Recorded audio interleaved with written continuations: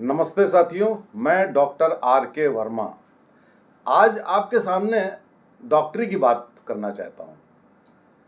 मैं राष्ट्रवाद पर और देश पर, राजनीति पर आपको वीडियो देता हूँ, तो मुझसे कई लोगों ने कहा, मेरे मरीजों ने कहा कि आप एक स्पेशलिस्ट डॉक्टर हैं, हम चाहते हैं कि आप कुछ मेडिकल टिप्स भी हमको दिया करें, कुछ हेल्थ के बारे में भी बताएं, बीमारियों के बारे में बताएं, कुछ हमें कंसल्टेशन करने की एक वो दें, कवायद दें कि हम आपको कंसल्ट कर सकें।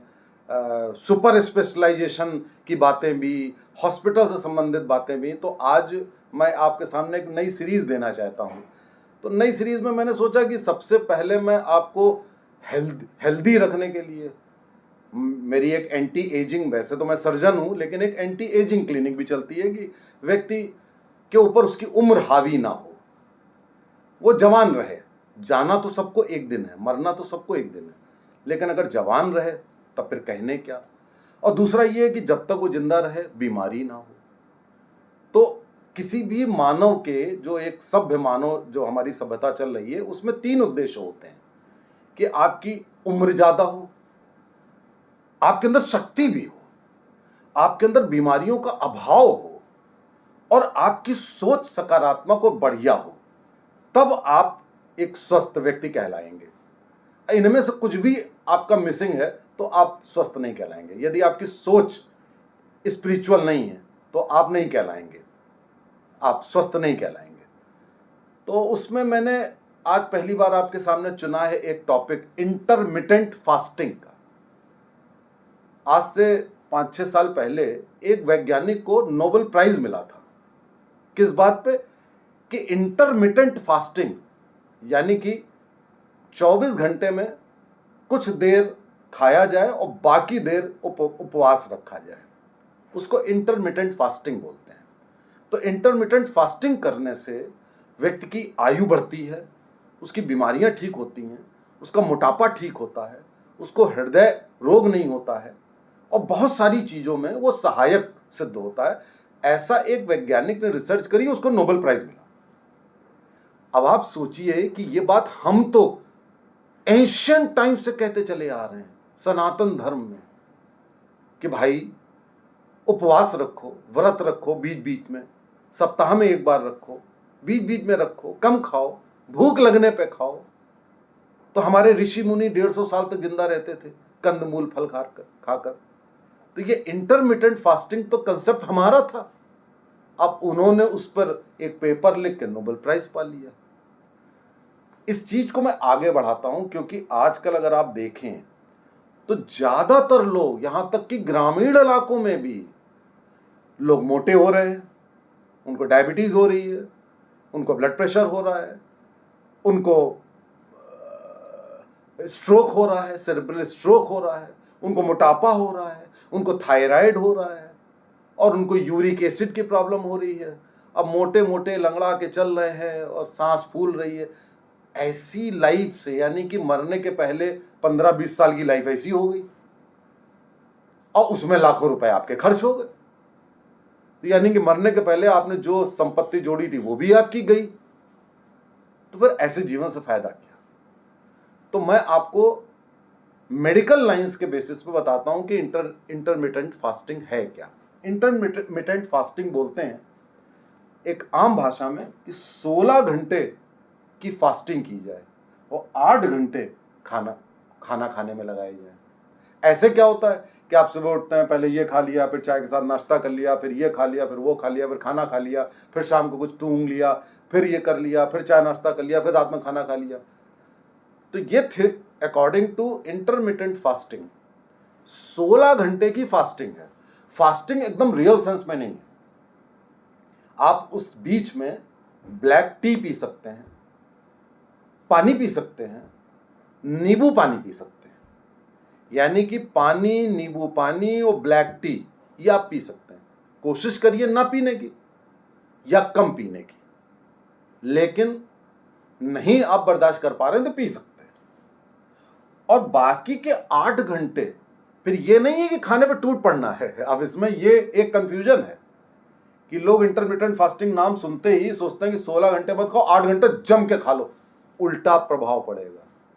दिन भर व्रत रखा और शाम को पूड़ी कचौड़ी और खूब सारा गरिष्ठ भोजन कर लिया तो सब बेकार हो गया, क्योंकि तब आपकी सेल्स जो हंगरी बैठी हुई हैं, भूखी, वो तेजी से सोख लेती हैं। तो यदि आप चाहते हैं कि आप बीमार ना पड़ें, आजकल की जो प्रचलित बीमारियां हैं जिनसे कारपोरेट अस्पताल फ्लडेड हैं, हर व्यक्ति के लाखों रुपए के बिल आ रहे हैं, और आप अगर एजलेस और डिजीजलेस होना चाहते हैं तो आप ये इंटरमिटेंट फास्टिंग ट्राई करके देखिए। पहले आप हफ्ते भर ट्राई करिए। इसमें पहले ट्राई करने के लिए आप रात 9 बजे खाना खा लीजिए। 9 बजे जो खाना खाएं उसमें आप ये ध्यान रखें कि ज़्यादा घी नहीं होना चाहिए, घी तेल मक्खन नहीं होना चाहिए, जितना आप कम कर सकते हैं उतना होना चाहिए। रोटी हो, दाल हो, सब्जी हो, सलाद हो, कुछ फल हो, इस तरीके का खाना। 9 बजे के बाद आप मुंह पे टेप लगा लीजिए। 10 साढ़े 10 बजे सोने के पहले आप 1 गिलास पानी पी सकते हैं। सवेरे उठिए, आप कुछ मत खाइए, आप गर्म पानी पी लीजिए। 1 कप ब्लैक टी आप ले लीजिए, लेकिन देखिए खाना कुछ नहीं है। अब आप अगर जॉब पर हैं तो बड़ा मुश्किल है कि घर से निकलना है, आपकी वाइफ कहेगी कि बगैर कुछ खाए जा रहे हो, तो आप कहिए भाई 7 दिन का मैं ये करके देख रहा हूं। टिफिन लेके जाइए, आप ऑफिस चले जाइए। रात 9 से सवेरे 9 हो गए 12 घंटे, और 9 बजे के बाद आप ऑफिस जाएंगे तो ट्रैवल टाइम होगा, फिर आप वहां पे सारा काम शुरू करेंगे, फिर लंच आपका 1-1:30 बजे होगा। तब आप अपना भोजन लीजिए। भोजन गरिष्ठ नहीं होना चाहिए, पूड़ी पराठे नहीं होने चाहिए, रोटी होनी चाहिए, उबली सब्जी, उबली दाल, फल, सलाद, दही, ये सब लीजिए। पानी लीजिए। उसके बाद शाम को आके चाय लीजिए, बगैर चीनी की लीजिए, चीनी बहुत कम लीजिए, उसी से वजन बढ़ता है, ब्लड प्रेशर बढ़ता है। उसके साथ हल्का फुल्का नाश्ता ले लीजिए। शाम को फिर 9 बजे कुछ खा लीजिए। तो आपने 1-1:30 बजे से लेकर 9 बजे तक आपने खा लिया, थोड़ी थोड़ी देर पे, लेकिन पूड़ी पराठे, फास्ट फूड, चीज, मक्खन, ये सब नहीं। तो आपने 1:30 से 9 साढ़े 9 बजे तक आपने भोजन लिया, और 9 साढ़े 9 से लेकर दूसरे दिन 1:30 बजे तक आप पानी और चाय पे रहे। यकीन मानिए, जैसे ही 1 हफ्ता होगा आपका शरीर हल्का होने लगेगा। शरीर हल्का होगा, ब्लड प्रेशर आपका कंट्रोल होने लगेगा, यदि आप अबव 40 हैं, बीपी की दवा ले रहे हैं। इसके साथ ही आप शाम को 4 से 5 किलोमीटर की अपनी वॉक जोड़ लीजिए, पैदल चलना, तेज तेज। नींबू पानी साथ में लिए रहिए, नींबू पानी पीते रहिए। पिंच ऑफ सॉल्ट भी उसमें ले सकते हैं, अगर आप ब्लड प्रेशर नहीं है और पसीना आता है तो आप पिंच, गर्मी के दिन है, पिंच ऑफ सॉल्ट भी उसमें डाल लीजिए, और आप 4-5 किलोमीटर पैदल चल लीजिए। आप देखेंगे कि जैसे ही 7-8 दिन होंगे और आपको चेंज नजर आने लगेगा। कंटिन्यू करिए। अब 1 महीने का टारगेट लीजिए। जब 1 महीना होगा आप देखेंगे आपका 4-5 किलो वजन कम हो गया। पहले आप अपनी जांचें भी करा लीजिए, शुरू करने से पहले 1 महीने बाद कराएंगे, आपकी जांचों में ड्रास्टिक रिडक्शन हो जाएगा। आपका यूरिक एसिड, आपका ट्राइग्लिसराइड, आपका कोलेस्ट्रॉल, आपके लिवर फंक्शन टेस्ट, ये सब नॉर्मल होने की तरफ बढ़ चुके, कम होने लगेंगे। अगर आपने उसके बाद भी जारी रखा तो 3 महीने में ये सब नॉर्मल हो जाएंगे, उसके बाद आपकी आदत पड़ जाएगी।